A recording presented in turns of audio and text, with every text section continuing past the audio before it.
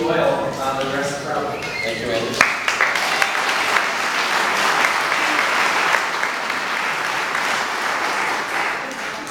This is so cool to see this many people at Democratic Party picnic. As a lot of you know, I ran for the State Assembly, this seat in particular, in the early to mid-1980s. My good friend Lauren Canterbury was my campaign treasurer, and we could get the entire membership of the Democratic Party in a phone booth in those days. This is really great.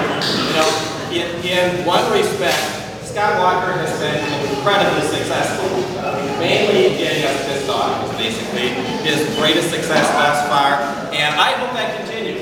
As you know, we had the budget last week in the state legislature, and I introduced a couple of amendments that got talked about but got voted down.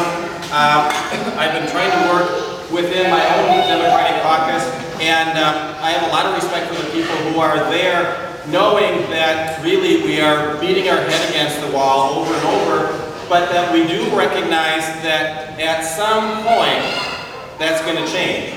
And hopefully later this summer the Senate is what's going to change.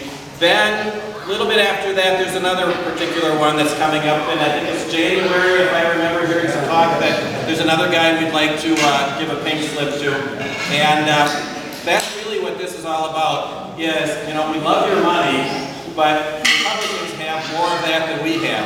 Instead, what we have is you. We have volunteers, we have people who are committed to get out, knock on doors, make phone calls, show up to vote, except those of you who are going to be sleeping on election day, which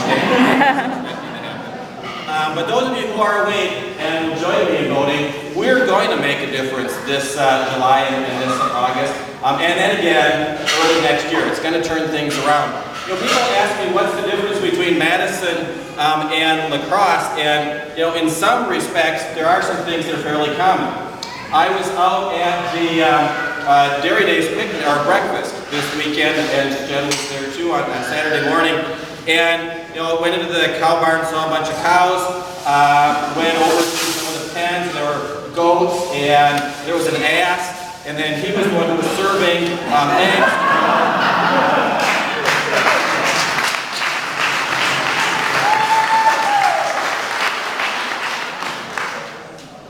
But we got to get rid of him. But before that, we got another election coming up that is incredibly important, and you know, it's really neat to be involved in this election.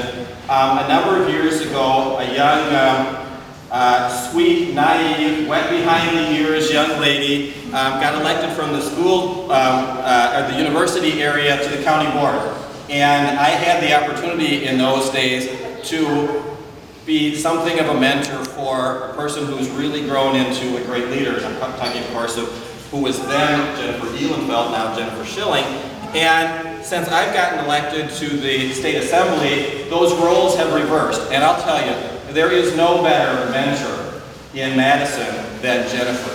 When I have sat in on Joint Finance Committee meetings, people look to her, they listen to her, she's the voice of reason.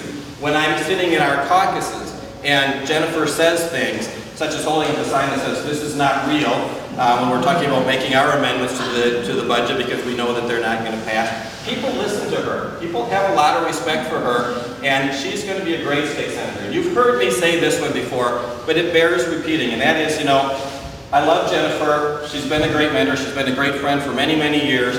But you know, Jennifer, there's not enough room for the two of us in the State Assembly.